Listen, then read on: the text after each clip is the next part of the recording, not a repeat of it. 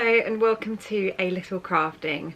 My name is Annie and today I'm just going to talk about a few things that I wish I'd known earlier in my knitting experience, just to give you some tips and tricks and also just things to remember whilst you're learning to knit.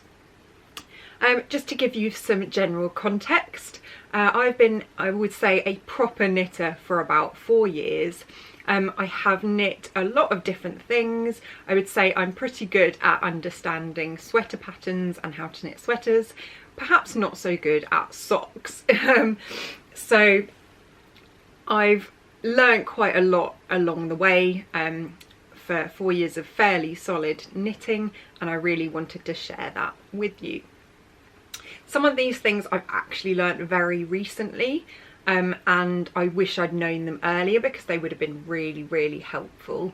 But other ones I've picked up along the way, either through actually knitting or through other podcasts and things that I've learnt from other people.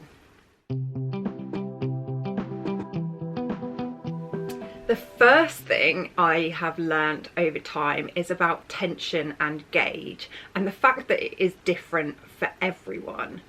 By this I'm talking about how loosely you knit, so how small or large your knitting stitches are dependent on the needle size you're using, and that essentially translates into how many stitches or rows you have in a 4-inch or 10cm square.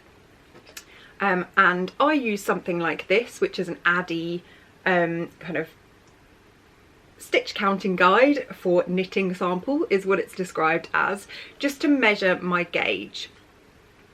So overall, tension and gauge are incredibly important, and as such it's recommended that you knit a tension square or a gauge swatch in about this size if there's something that you're knitting that you need to fit well or correctly. But other things to point out within this category are that the needle size suggested on a pattern is not necessarily what you should be using. It definitely depends a lot on whether your tension and the way that you knit is the same as the designer, which it's unlikely to be in most cases. And therefore knitting a tension square or gauge swatch is incredibly important for that reason. So definitely my number one thing to recommend is if you're knitting something that really needs to fit correctly and has to be the right size, so for example a sweater, you want to make sure that your tension matches that in the pattern, whether that's by going up or down a needle size or by adjusting the number of stitches or the size that you're going to knit. The second thing I want to mention is that different yarns are good for different things. So I've had a few revelations over the years, usually because someone's recommended something on a YouTube channel about different types of yarn used for different things. So the first thing that's quite a straightforward one is that if you're knitting socks, you want them to be fairly robust. So you don't want them to be usually made of single ply yarn, which is quite thin and likely to wear through very quickly. And that's why a lot of sock yarns have nylon in them. And that strengthens the yarn. Or you can use something stronger like blue-faced Leicester or some other element to strengthen the yarn that you're using for socks. On another note, 2-plied yarns, so yarns that have 2 actual lengths within them, I don't actually have a 2-ply here to show you, are much better for colour work. So that's where you have 2 different colours in strands in the back to create a pattern on the front of your project. That's because they sit flatter, so when you have your knitted fabric they sit flat and kind of blend together well. 3-plied yarns are better for cables and textures because they give the yarn a bit more of a 3D effect, so it has that kind of 3D effect in the in the actual texture that you're knitting, because they're rounded, so they're more three-dimensional as a yarn. So that's something to consider, and something I actually learned very recently about the different types of yarns that are suitable for either thing. Another thing to consider is that something that's a yarn that is very busy or speckled is not going to work well with complex textures. That's because the busy yarn will distract from the texture itself. So I have one example of this, which was a hat that I knit, which was a cabled pattern, and I'll just pop a picture just here so that you can see what I mean. And that means just think about what type of pattern you're knitting. Complex textures and cables are not great with anything that's massively speckled, but small textures, kind of repetitive knit and purl textures, are not too bad, so you might find that that's okay. One very key thing that I've learned over time is that superwash yarn stretches quite a bit, and that means that you definitely want to make sure you block your swatch. So that means washing it and then setting it out to dry in a square. So the superwash yarn stretches quite a lot, and that's because I believe of the way that it is processed, and that means that when you're knitting something in superwash yarns, it's likely to grow lengthways. So again, just something to consider. But other fibres have different attributes. So for example, alpaca is very drapey, but it doesn't hold its shape very well. Cotton is quite stiff to work with, but again doesn't hold its shape particularly well. And linen tends to be very, very loose and flowy. So you should pick the kind of fibre that you want to use based on the effect you want in your pattern. And shawls are quite a good example of that, where you want a shawl for the most part to be nice and drapey, so you want to be using some sort of loose gauge on your shawl, so something with a bigger needle size so that it's nice and loose, but at the same time you don't want to be using a stiff yarn. So yeah, that's my number 2. Different yarns are good for different things.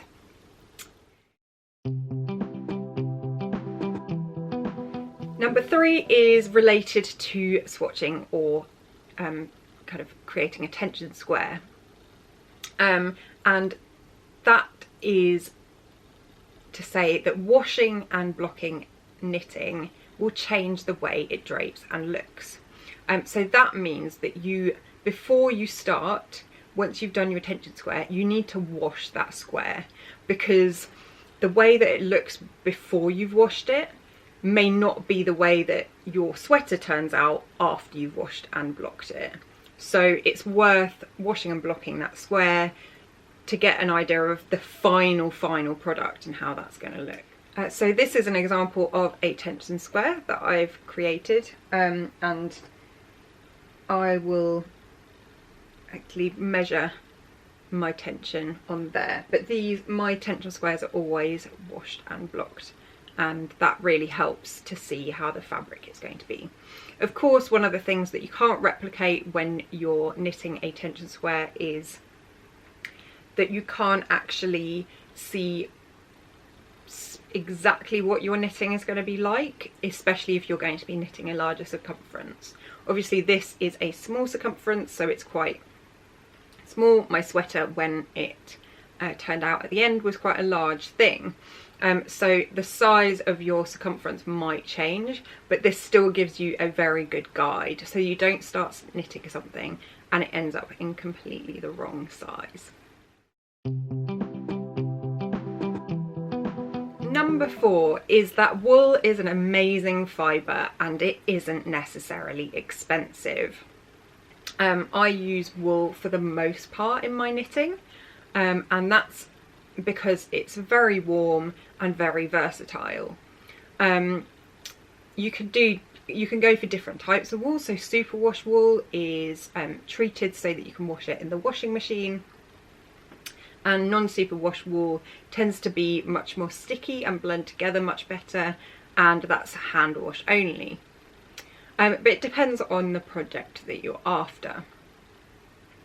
A few examples of affordable yarns that are wool based are brands like Holstgarn, which is from Denmark, Filcolana, I think it's pronounced. Drops as well is a brand that's very affordable for the different varieties of wool that you get. So there's not lots of natural fibres available, natural wool fibres that you can get fairly affordably. I know that acrylic is probably still cheaper, but in the long run you'll find that a wool sweater will do much better than an acrylic one.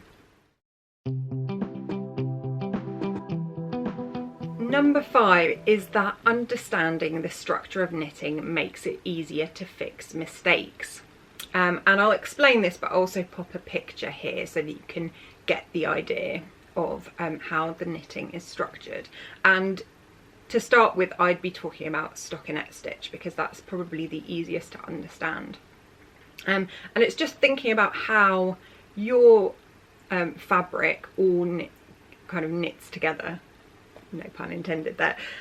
So how it all connects, and basically, so just to show you a swatch that I've got here, it's a series of kind of little V's that all connect together via a loop, and that has been incredibly helpful in me understanding when I've made a mistake on something, how I can fix that, so without actually going right back or frogging a few rows or ripping back a few rows. So that kind of aspect has been super helpful, and yeah, I'll probably elaborate on that in another little video. Number 6 is a very important one, and that is that handmade items don't have to be perfect.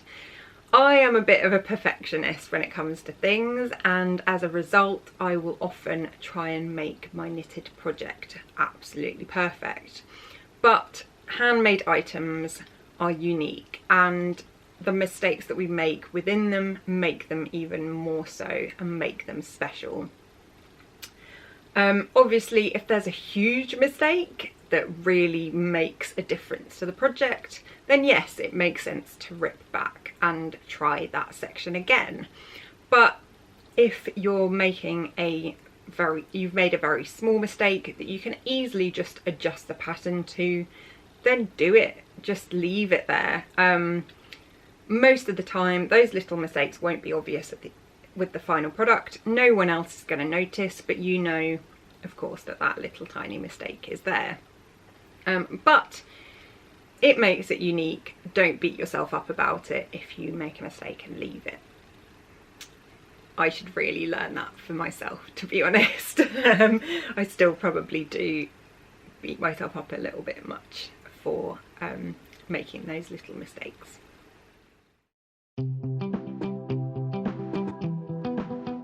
Number 7 is that Ravelry projects are a fantastic database for understanding how a pattern looks in a different yarn or in a different size. That's because its users have input so many different finished objects relating to the patterns on the database, which means that you have, for a lot of these projects, thousands of options to look at how the pattern looks in different ways, on different body types, all sorts of things. That means that it's definitely worth researching what the pattern looks like before you start, and that's usually my go-to thing. I'll have a look at the pattern, and usually there's a lovely kind of beautiful photo shoot of the garment or the object, and you think, oh, that looks fantastic, and that draws you in. But I always recommend that you look at the other pattern, the other versions that people have made, because it really gives you an idea of how that translates into individual knitting rather than a lovely staged photo shoot.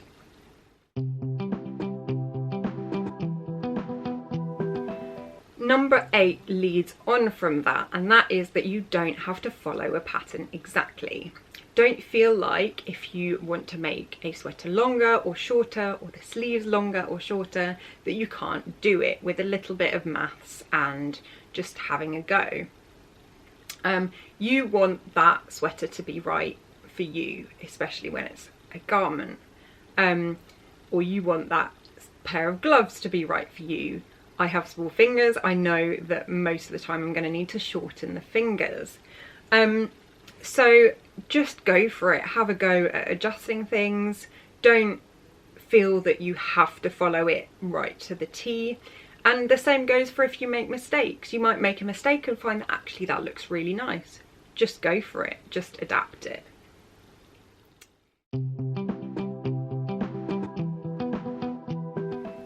Number 9 is knitting is a hobby, and ultimately that means that you shouldn't feel guilty about saying no to other people who want you to make items. You are doing this in your spare time to enjoy, and that means don't feel like you have to put yourself under pressure when people ask you to knit something for them. If you're not enjoying it, don't do it. It's not worth it.